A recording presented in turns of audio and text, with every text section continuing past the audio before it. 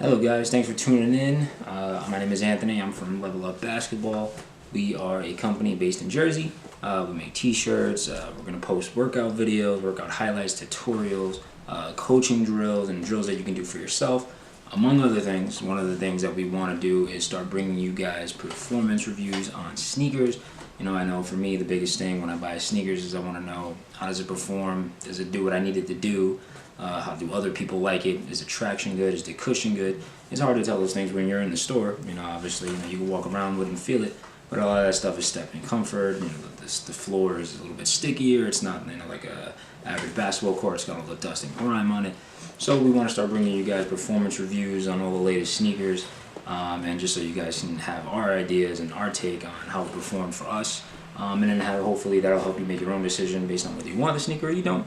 Even though we prefer you guys, obviously just try the sneaker out yourself. These are our personal opinions. Obviously there's a million different things other people are gonna think. I might like a sneaker, you might hate a sneaker. It's just personal opinions. So without further ado, let's get right into it. We got the Kyrie 4 today, and I will start with the traction. So the traction here is a digitized herringbone. I like to look at it as more of like a Tetris, or if you've ever seen Star Wars, the Death Star. If you take a look in here, you can definitely see why the Death Star reference is 100% accurate. So it's more like a digitized herringbone. It performed well. I did play in the 3. I never played in the 2 or the 1, but I did play in the 3, and I can say that this is definitely a step down from the 3. It's got a little bit of bite, not too much, but the stopping power is just not there. Why? I'm not too sure. The court that I play on was pretty clean, and I was starting to do some drags. I'm starting to stop a little short, and I noticed that I kept slipping and slipping and slipping, and it's really throwing me off because now I don't even want to do that move anymore. So I'm second guessing myself, which is one of the worst things you can do, especially if you're a guard like me. I like to play low to the ground. I like to be real quick and stop real quick. So being unsure of my movements is one of the worst things for me. So that's just my take on the traction. I'm sure other people have different opinions. If I had to give it a grade out of 10, I'd give it maybe a 7.5, maybe 3 stars. It's good enough to get the job done, but not good enough to do what I needed to do. But everybody plays differently. Let's move into the cushion. So here we have a full-length Cushlon setup. So you got all this here, so you can see. Cushlon is actually pretty good. This is my first shoe ever playing in Cushlon, so I was really excited about it. You also do have a zoom unit in the heel if you land on your heel, which I do sometimes, even though I should not. But it is very comfortable. The stepping comfort here was fantastic, which is leaps and bounds better than the Kyrie 3. Kyrie 3 felt like actual bricks. Like I was actually walking around with bricks on my feet. Now, the traction was great, my responsiveness was great, the core feel was great, but let's be honest, after 3 hours of playing pickup, my knees were killing me. I couldn't wait to go home. This is a wholly different ball game. I feel good the whole way through. I played, first night in these, I played like 5 or 6 hours, no problems, no issues whatsoever other than the traction, but, we're talking about the cushion right now. So I was really happy about the cushion. I give it a 9 out of 10, not the greatest setup, not as good as, something like a Boost. In terms of impact absorption, but it's got the best of both worlds. You get court feel with some impact protection, so it's an ideal guard setup for me. In terms of the materials, you have a suede in the back over here cupping your heel. In the front, you have some engineered mesh, what it looks like, back with some nylon, if you can hear that right there. So the materials are pretty good. They feel premium to me. I'm an old school guy. I like leather. I like suede on my sneakers. It's heavy. It's not the greatest for ventilation. Your feet will get hot. But in terms of how it performs, how it feels, and how it looks, I like the premium stuff. I like leather. I'll let it break in for a week. It doesn't matter. Today's kids, they don't really want their shoes to break in. They just kind of want to put it on and play. And that's not really, the best way to think about it.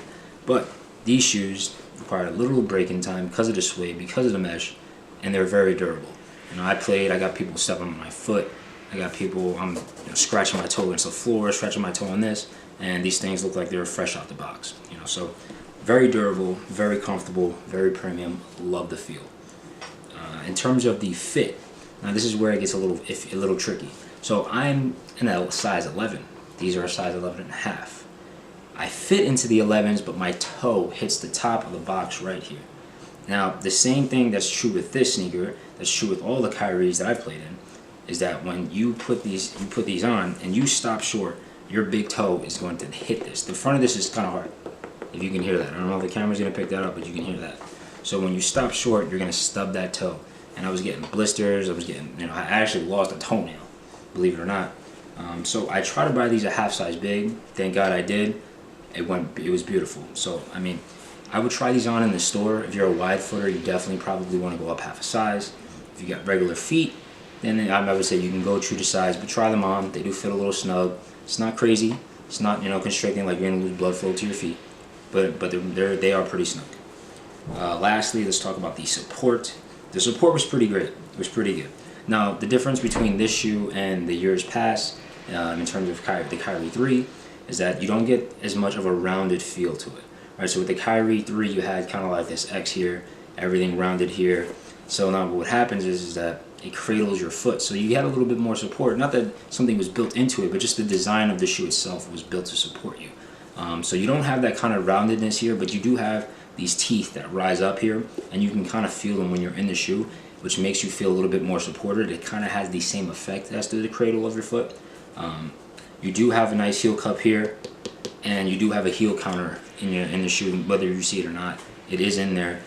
So the support was very nice. Didn't twist my ankles, didn't hurt my knees, didn't feel unstable at any point. Also, just to point it out, these teeth also do a good job of stabilizing the cushion as well. So the support was actually really good on these. Overall, I enjoyed them. I mean, I prefer a shoe with a little bit more bite to it, but overall, they were a very good sneaker, very good performer. For 120 bucks, you really can't get any better than that, especially when you see the kind of models that they're putting out there with the Kobe AD or the LeBrons that always are missing big gapes. There's big gaps in the performance and in the materials or the traction or the cushion. So to have a budget-friendly shoe like $120 and it perform this well is actually pretty promising. So kudos to Nike. I'm excited for some new colorways. I will probably buy another colorway. And I'd like to try the Fly Trap 2 as well. So that review will be coming soon. Thank you guys for tuning in. Hope you guys subscribe to the channel, watch some more of our reviews, maybe even watch some videos of our drills. Just let us know what you guys think in the comment box below, and we'll reach out to you guys and we'll try to interact with you guys. Thanks for tuning in, man.